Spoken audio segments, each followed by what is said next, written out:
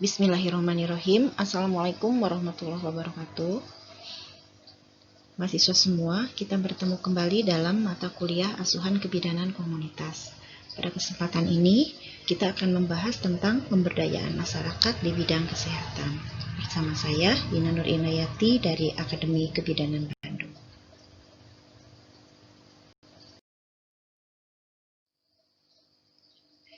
Capaian pembelajaran dalam topik pemberdayaan masyarakat di bidang kesehatan itu ada dua.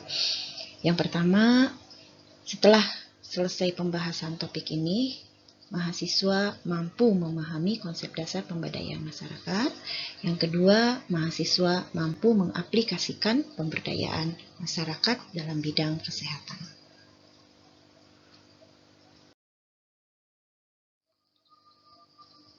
Ini adalah beberapa referensi yang digunakan dalam materi pemberdayaan masyarakat di bidang kesehatan. Kalian bisa mencari lagi referensi lain yang relevan dengan materi yang akan kita bahas.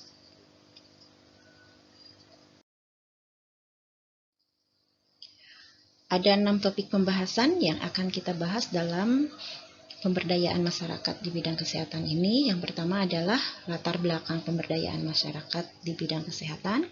Yang kedua adalah pengertian dan tujuan pemberdayaan masyarakat. Yang ketiga, strategi dan prinsip pemberdayaan masyarakat. Yang keempat, ciri dan model pemberdayaan masyarakat. 5, kegiatan dan tahapan pemberdayaan masyarakat. Dan yang keenam adalah peran bidan dalam pemberdayaan masyarakat.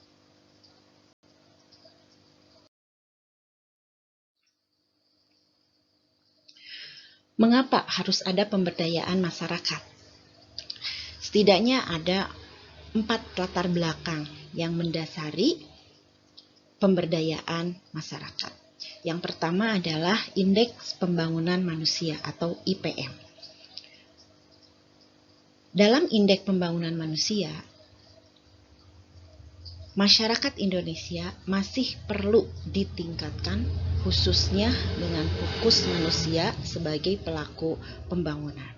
Jadi dengan adanya pemberdayaan masyarakat, indeks pembangunan manusianya akan terus meningkat. Yang kedua adalah derajat kesehatan masyarakat. Dalam meningkatkan derajat kesehatan masyarakat, masyarakat yang berdaya dalam bidang kesehatan dapat mengendalikan diri terkait dengan keputusan dan tindakan yang dapat berpengaruh terhadap kesehatannya. Jadi masyarakat yang berdaya dalam bidang kesehatan itu dapat menjadi indikator dalam peningkatan derajat kesehatan masyarakat. Latar belakang yang ketiga yaitu Piagam Ottawa. Dalam Piagam Ottawa ini dinyatakan bahwa partisipasi masyarakat merupakan elemen utama dalam pemberdayaan masyarakat dalam bidang kesehatan. Jadi, dalam meningkatkan bidang kesehatan, diperlukan partisipasi masyarakat yang merupakan elemen utama dalam pemberdayaan masyarakat di bidang kesehatan. Latar belakang yang keempat adalah dikeluarkannya Peraturan Menteri Kesehatan Nomor 8 Tahun 2019 tentang pemberdayaan masyarakat bidang kesehatan. Peraturan ini bertujuan untuk mewujudkan peran aktif dan kemandirian masyarakat untuk hidup sehat. Jadi, 4 hal inilah yang melatar belakangi mengapa kita harus melakukan pemberdayaan masyarakat di bidang kesehatan.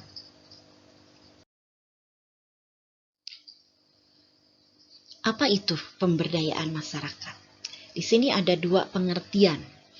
Yang pertama adalah pengertian tentang pemberdayaan masyarakat dan yang kedua adalah pengertian pemberdayaan masyarakat bidang kesehatan. Pemberdayaan masyarakat adalah upaya fasilitas yang bersifat non-instruktif guna meningkatkan pengetahuan dan kemampuan masyarakat agar mampu mengidentifikasi masalah, merencanakan, dan melakukan pemecahannya dengan memanfaatkan potensi setempat dan fasilitas yang ada. Sedangkan pengertian dari pemberdayaan masyarakat bidang kesehatan adalah proses untuk meningkatkan pengetahuan, kesadaran, dan kemampuan individu, keluarga, serta masyarakat untuk berperan aktif dalam upaya kesehatan yang dilaksanakan dengan cara fasilitasi proses pemecahan masalah melalui pendekatan edukatif dan partisipatif, serta memperhatikan kebutuhan potensi dan sosial budaya setempat. Itulah pengertian dari pemberdayaan masyarakat dan pemberdayaan masyarakat bidang kesehatan.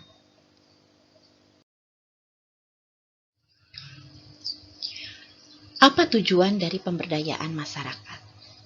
Setidaknya ada 3 tujuan tentang pemberdayaan masyarakat. Dari 3 tujuan ini, tujuan utamanya adalah membantu masyarakat mendapatkan daya, kekuatan, dan kemampuan untuk mengambil keputusan dan tindakan yang akan dilakukan. Penjabaran dari tujuan utama ini ada 3 tujuan khusus. Yang pertama adalah tumbuhnya kesadaran, pengetahuan, dan pemahaman akan kesehatan, baik itu bagi individu, kelompok, atau masyarakat. 2. Timbulnya kemauan atau kehendak sebagai bentuk lanjutan dari kesadaran dan pemahaman terhadap objek. Kemauan atau kehendak itu merupakan kecenderungan untuk melakukan suatu tindakan. Dan tujuan khusus yang ketiga adalah timbulnya kemampuan masyarakat di bidang kesehatan masyarakat, baik itu secara individu maupun kelompok, untuk mewujudkan kemauan perilaku sehat.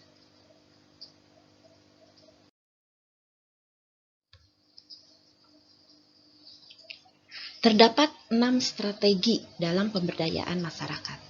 Yang pertama adalah peningkatan pengetahuan dan kemampuan masyarakat dalam mengenali dan mengatasi permasalahan kesehatan yang dihadapi. 2. Peningkatan kesadaran masyarakat melalui penggerakan masyarakat. 3.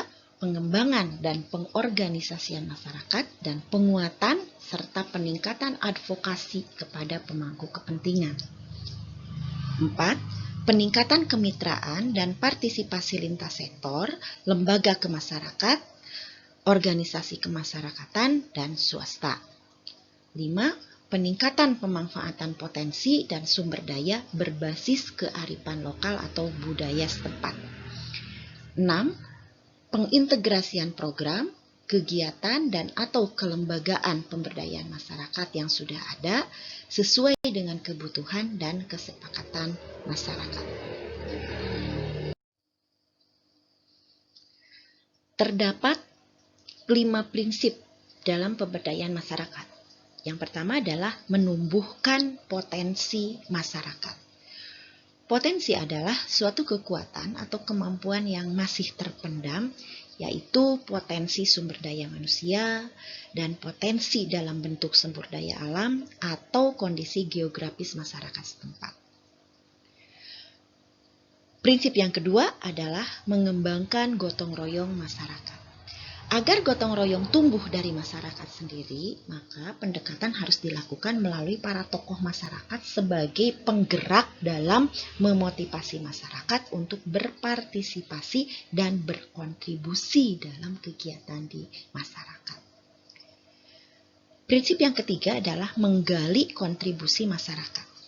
Kontribusi masyarakat merupakan bentuk partisipasi masyarakat, antara lain bentuknya dalam bentuk tenaga, pemikiran, ide-ide, dana, bahan-bahan bangunan, atau hal-hal yang sifatnya material yang bisa memberikan bantuan atau kontribusi dalam kegiatan masyarakat. Prinsip yang keempat adalah menjalin kemitraan.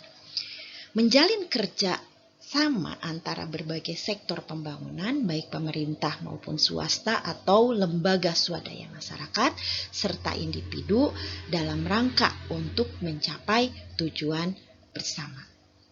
Dan prinsip pemberdayaan masyarakat yang kelima adalah desentralisasi, yaitu peranan sistem di atasnya adalah sebagai fasilitator dan motivator, sedangkan masyarakat bebas melakukan kegiatan atau program-program yang bersifat inovatif.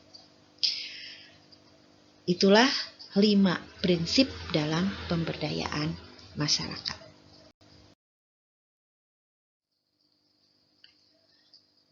Terdapat 5 ciri dalam kegiatan pemberdayaan masyarakat, yaitu mampu memanfaatkan 1. Tokoh atau pimpinan dari masyarakat. Jadi, dalam pemberdayaan masyarakat, kita harus bisa memanfaatkan keberadaan tokoh atau pemimpin masyarakat sebagai leader atau penggerak di masyarakat. Yang kedua, mampu memanfaatkan organisasi masyarakat yang sudah ada untuk lebih mengembangkan atau lebih meningkatkan atau berkontribusi dalam kegiatan masyarakat. Yang ketiga adalah mampu memanfaatkan pendanaan yang ada di masyarakat, seperti dana sehat, tabungan ibu bersalin, atau iuran masyarakat. Dana tersebut dimanfaatkan untuk kegiatan di masyarakat. Yang keempat adalah mampu memanfaatkan material yang ada di masyarakat, seperti sumber daya alam, sumber daya yang bisa dipakai untuk memberikan dukungan atau kontribusi dalam kegiatan pemberdayaan masyarakat. Dan yang kelima adalah mampu memanfaatkan pengetahuan masyarakat. Masyarakat itu pasti memiliki basic pengetahuan. Dan pengetahuan ini yang bisa kita manfaatkan untuk agar masyarakat bisa lebih mengembangkan diri dalam memberikan kontribusi dalam kegiatan pemberdayaan masyarakat.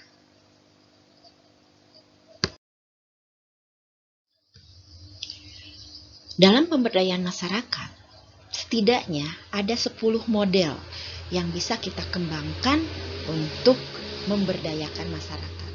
Yang pertama adalah model pengembangan lokal, yaitu pemberdayaan masyarakat sebagai upaya pemecahan masalah masyarakat melalui partisipasi masyarakat dengan mengembangkan potensi dan sumber daya lokal.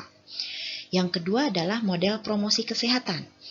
Promosi kesehatan dilakukan melalui 4 pendekatan, yaitu persuasi atau bujukan, konseling personal dalam kesehatan, aksi legislatif, dan pemberdayaan masyarakat. Ketiga adalah model promosi kesehatan perspektif multidisiplin, yaitu dengan mempertimbangkan 5 pendekatan, yaitu pendekatan medis, perilaku, pendidikan, pemberdayaan, dan perubahan sosial. Model yang keempat adalah model pelayanan kesehatan primer berbasis layanan masyarakat, di mana pelayanan kesehatan primer ini harus bertanggung jawab dalam mengidentifikasi kebutuhan dan menetapkan prioritas, merencanakan dan memberikan pelayanan kesehatan, serta memantau dan mengevaluasi layanan kesehatan. Model yang kelima adalah model pemberdayaan masyarakat, meliputi partisipasi, kepemimpinan, keterampilan, sumber daya, nilai-nilai, sejarah, jejaring, dan pengetahuan masyarakat.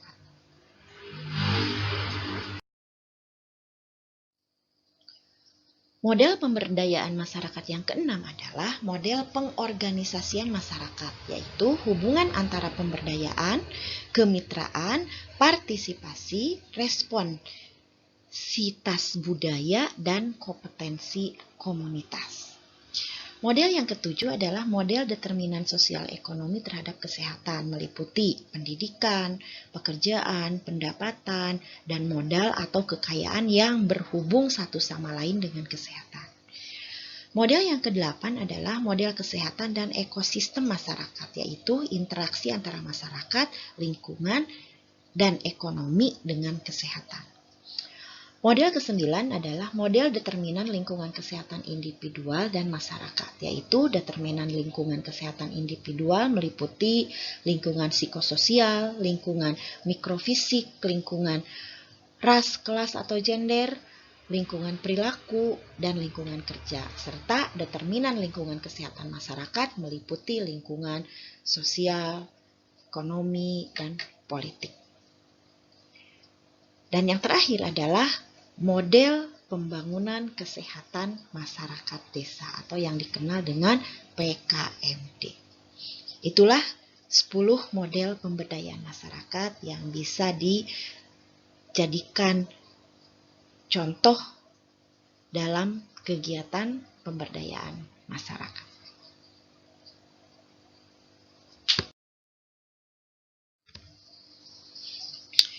Berikut ini adalah kegiatan pemberdayaan masyarakat dalam bidang kesehatan. Kegiatan pemberdayaan masyarakat dilaksanakan dengan mengutamakan pendekatan promotif dan preventif. Ada 11 kegiatan yang bisa dilakukan sebagai kegiatan pemberdayaan masyarakat di bidang kesehatan. Yang pertama tentang kesehatan ibu, bayi, dan balita. 2. Kesehatan anak usia sekolah dan remaja. 3. Kesehatan usia reproduktif. 4. Kesehatan usia lanjut. 5. Kesehatan kerja. 6. Perbaikan gizi. 7. Penyehatan lingkungan. 8. Penanggulangan penyakit menular dan tidak menular. 9. Kesehatan tradisional. 10. Kesehatan jiwa. Dan 11. Kesiapsiagaan bencana dan krisis kesehatan.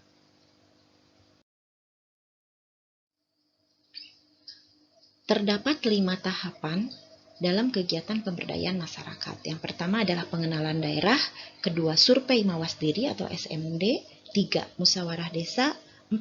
Perencanaan partisipatif, dan 5. Pelaksanaan kegiatan dan pembinaan.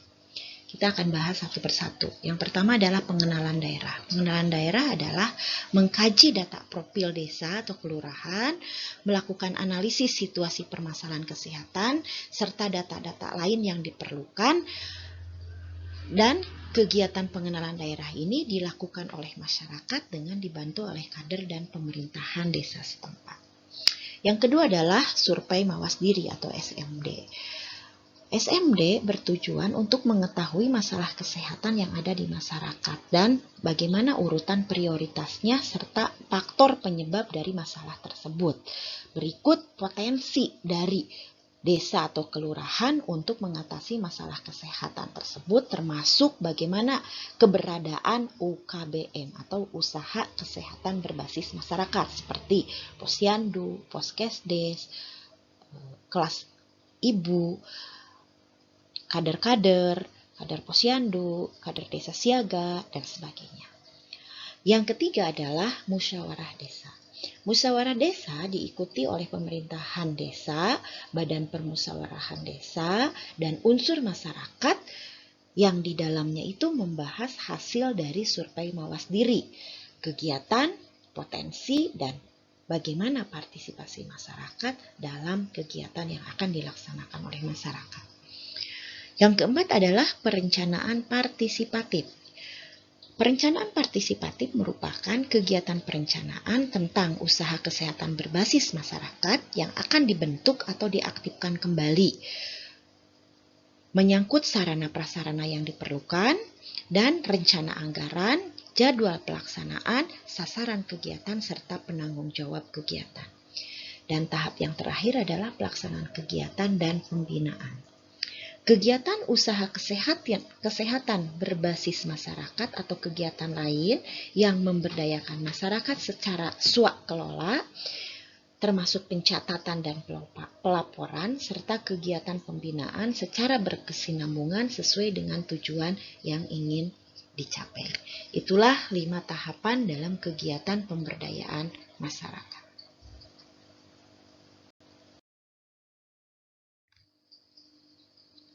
Berikut ini adalah indikator keberhasilan dari pemberdayaan masyarakat.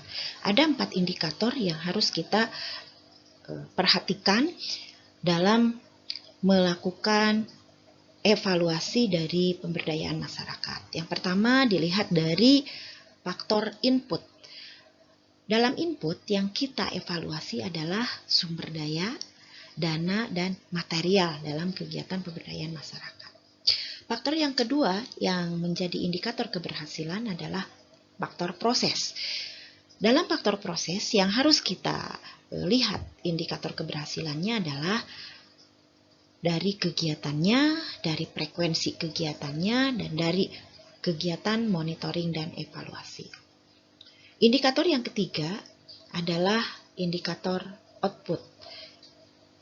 Dalam indikator output yang harus kita lihat indikatornya berdasarkan jenis kegiatan, kesehatan masyarakatnya, partisipasi, dan sasaran dalam kegiatan pemberdayaan masyarakat. Dan indikator yang terakhir adalah outcome, yaitu peningkatan kesadaran kesehatan dan peningkatan upaya kesehatan. Itulah 4 indikator keberhasilan dalam kegiatan pemberdayaan masyarakat.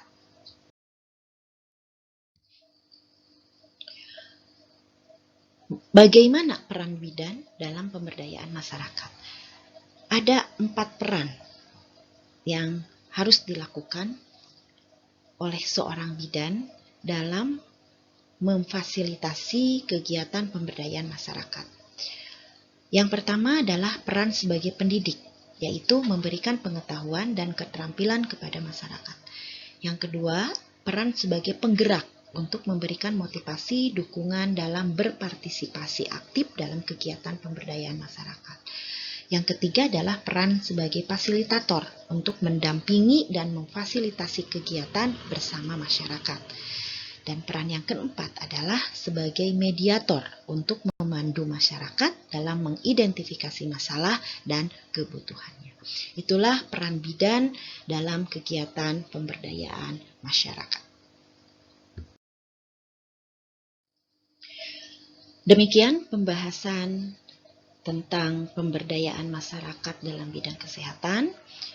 Mudah-mudahan bisa dipahami oleh mahasiswa semua. Dan selanjutnya kita akan buka forum diskusi dalam chatroom di bawah ini. Silahkan kepada mahasiswa yang ingin mendiskusikan lebih banyak lagi tentang topik pemberdayaan masyarakat di bidang kesehatan, kita bisa berdiskusi di chatroom topik ini. Terima kasih atas perhatiannya. Ibu tutup dengan barakallah. Wabillahi taufiq wal hidayah. Wassalamualaikum warahmatullahi wabarakatuh.